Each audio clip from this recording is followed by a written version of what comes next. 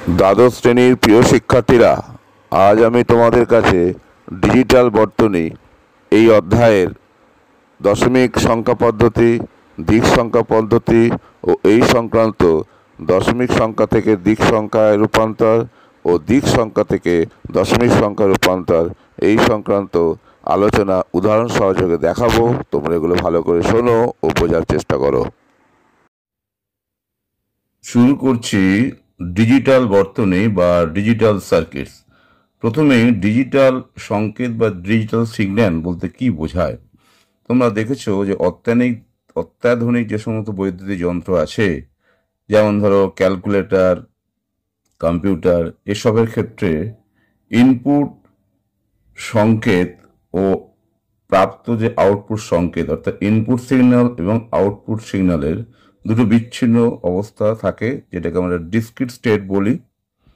এর উচ্চকে হাই, অর্থাৎ 0 থেকে 5 ভোল্ট পর্যন্ত উচ্চ বা হাই বলা হয়, এবং নিম্ন লো 0 থেকে 0.5 ভোল্ট পর্যন্ত ধরা হয়। সংকেতের প্রকৃত মান এক্ষেত্রে গুরুত্বপূর্ণ নয়, এটা ভালো করে মনে রাখো। সংকেতের প্রকৃত মানটা গুরুত্বপূর্ণ নয়, কেবলমাত্র উচ্চ এবং নিম্ন এটাই গুরুত্বপূর্ণ।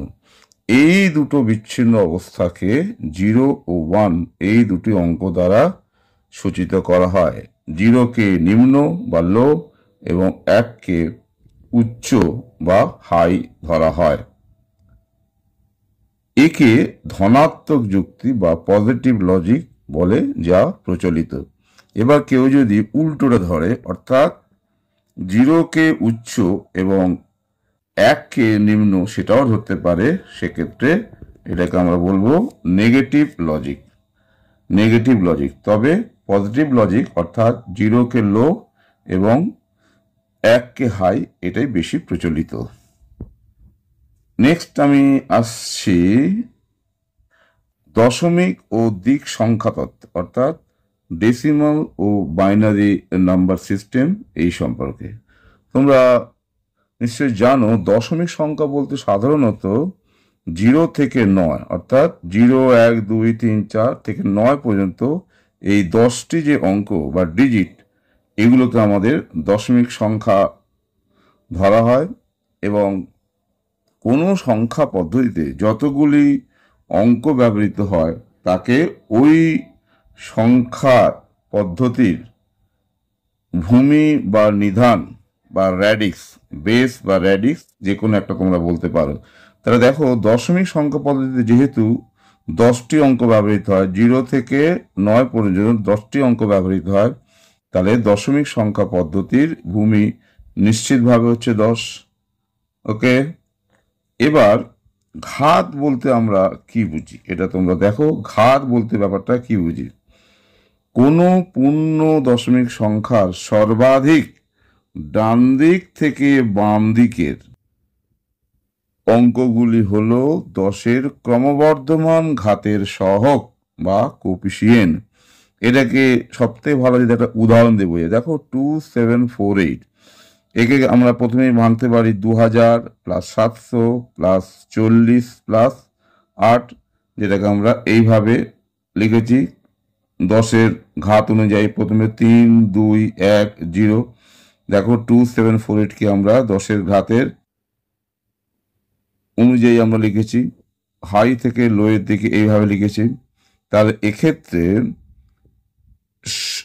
সহগগুলি উচ্চ ও নিম্ন ঘাতের দিকে যথাক্রমে কি হচ্ছে না 2, 7, 4, 8। অর্থাৎ যদি একটা গ্লান্স যদি এটাকে বলি, তাহলে এই সংখ্যাটাকে যদি এভাবে লিখি, তাহলে এই 2, 7, 4, 8 এগুলোকে আমরা বলবো সহগ।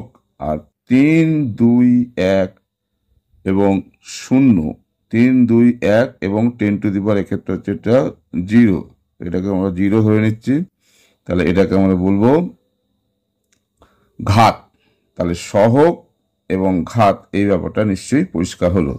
এবার যদি দশমিক ভগ্নাংশ সংখ্যা, অর্থাৎ পূর্ণ সংখ্যার জায়গায় যদি দশমিক সংখ্যা নেওয়া হয়, তাহলে সেটাকে আমরা কিভাবে লিখবো দেখো। আগের ক্ষেত্রে যেমন 2748 বলেছি, তাহলে এটাকে আমি যদি এইভাবেই বলি, জাস্ট একটা দশমিক আগে দিয়েছি 0.2748, তাহলে দেখো এটাকে 10⁻⁻1 10⁻⁻2 এইভাবে লিখতে পারি। তোমরা ভালো করে দেখে নাও, কারণ 10⁻⁻1 মানে কত, 0.1, তাহলে 0.2 হয়ে গেল। 10⁻⁻2 মানে 0.01, 0.07 হলো। তাহলে এইভাবে আমরা এই সংখ্যাটাকে 10-এর ঘাত অনুযায়ী এভাবে লিখতে পারি। তাহলে এক্ষেত্রে ঘাতগুলো হচ্ছে -1, -2, -3, -4 এবং সহগ 2, 7, 4, 8। এবার আমি আসছি তাহলে দিক সংখ্যা পদ্ধতি, এটা সম্পর্কে আমরা ঠিক কি বলতে পারি। দিক সংখ্যা পদ্ধতি, দেখো এক্ষেত্রে কোনো সংখ্যাকে শুধুমাত্র 0 ও 1, এর বাইরে কিছু নেই, 0 ও 1 এই দুটি অঙ্ক বা ডিজিট দ্বারা প্রকাশ করা হয়। তাই এই সিস্টেমের বেস বা ভূমি হচ্ছে 2। আগের ক্ষেত্রে যেমন 0 থেকে 10, এই 10টি সংখ্যা নেওয়ার ফলে তার বেস বা ভূমি ছিল 10, সেক্ষেত্রে 10 ধরেছি, কিন্তু এক্ষেত্রে 0 আর 1 এই দুটো অঙ্ক নেওয়া হচ্ছে, সেই জন্য এর বেস বা ভূমি হচ্ছে 2। এবার আমি আসছি কোনো একটা দশমিক পূর্ণ সংখ্যা, ধরো এক্ষেত্রে নিয়েছি 19, এটাকে তাহলে যদি আমি একটা দিক সংখ্যা প্রকাশ করি, ঠিক কিভাবে লিখলে সুবিধে, অনেক রকম পদ্ধতি অবলম্বন করা যায়, তবে আমি যেটা সোজা মনে করছি সেটাকেই প্রকাশ করছি। তোমরা এটা ভেবে দেখো, আশা করি এটাই খুব ছোট পদ্ধতি হবে। এছাড়া ভাগ পদ্ধতি আছে, সেটা আমি যাচ্ছি না, তোমরা নিজেরা ওটা চেষ্টা করে দেখবে। আমি যেটা বলছি এটা শোনো, 16 + 2 + 1 19কে আমি এভাবে লিখতে পারি। এরপর দেখো 16 মানে কি 2⁴, তাহলে ঘাত ম্যাক্সিমাম 4। এবার ঘাতের ক্রমহ্রাসমান অর্ডার অনুযায়ী লেখো, তাহলে 16 1 × 2⁴, যেহেতু এখানে 16 পরের নিচের দিকে ঘাত হচ্ছে কত 3, 2⁵ হচ্ছে 8, কিন্তু এখানে কোনো 8 সংখ্যা নেই, তাহলে এটা বাদ দাও। এটা বাদ দিতে গেলে সহগ এখানে 0 ধরো। এবার দেখো 2 আছে 2⁴1, তাহলে এটা আছে, তাহলে এটাকে আমাকে ধরতে হবে 2⁴1, কিন্তু 2² এখানে কোনো 4 নেই, তাহলে এটাকে 0। একইভাবে যেহেতু 1 মানে 2⁴0 এটা আছে, তাহলে এর সহগকে আমি 1 ধরবো। তাহলে এইভাবে নিয়মটা হচ্ছে, যে সংখ্যাগুলো আছে অর্থাৎ যে ঘাতগুলো আছে, যেমন এখানে 4 আছে, 2 আছে আর 1 আছে, এগুলোর ক্ষেত্রে সহগ 1 বসাবে। আর যেগুলো নেই, অর্থাৎ এখানে 4 নেই আর হচ্ছে 8 নেই, তাহলে সেক্ষেত্রে সহগগুলোকে তোমরা 0 বসাবে। বুঝতে পারলে? তাহলে এইভাবে তাহলে আমরা লিখতে পারি 1 0 0 1 1, এটা আমি লিখেছি। তাহলে একটা পূর্ণ দশমিক সংখ্যা 19, এটাকে যদি দিক সংখ্যা প্রকাশ করি তাহলে এভাবে লেখা যায়। বুঝতে পারছো? তাহলে নেক্সট, এবার আমি আসছি তাহলে দশমিক সংখ্যা যদি ভগ্নাংশ সংখ্যা, তাহলে এক্ষেত্রে একটা জিনিস মনে রাখবে যে 0.5, এটাকে যদি লিখি এভাবে 0.5 + 0.125, এখানে মনে রাখতে হবে 2⁻⁻1 মানে 0.5, 2⁻⁻2 মানে 0.25 এবং 2⁻³ মানে হচ্ছে 0.125। তাহলে এই সংখ্যাকে এইভাবে যদি লেখা হয় তাহলে এটাকে মেলানো যাবে। তার লাভটা কি হচ্ছে, 0.5 আমরা লিখলাম এটা, আর 0.125 লিখলাম এটা। যেহেতু এখানে কোনো 0.25 নেই, তাহলে সহগটাকে 0 দিয়ে এইভাবে -1 -2 -3 এই অর্ডার অনুযায়ী আমরা লিখছি। তাহলে এটাকে তাহলে আমরা যদি ভগ্নাংশকে যে দিক সংখ্যা প্রকাশ করি, তাহলে দেখো কি হচ্ছে না 0.101। বুঝতে পারছো? নেক্সট, তাহলে প্রিলিমিনারি জিনিসটা বললাম, এবার আমি একটু কনভার্সনে যাচ্ছি। ডেসিমাল থেকে তাহলে বাইনারি কনভার্সন কিভাবে করব। ধরো 37, একে আমাকে দিক সংখ্যায় রূপান্তর করতে হয়। তোমরা দেখো, তাহলে দেখলে বুঝতে পারবে কিভাবে আমি করেছি। এটা তোমরা ভালো করে দেখো। দেখো আমি প্রথমে 32 + 4 + 1 লিখলাম, এটাকে এবার এই সিস্টেম অনুযায়ী বিন্যাস করেছি, তাহলে এইটা হলো।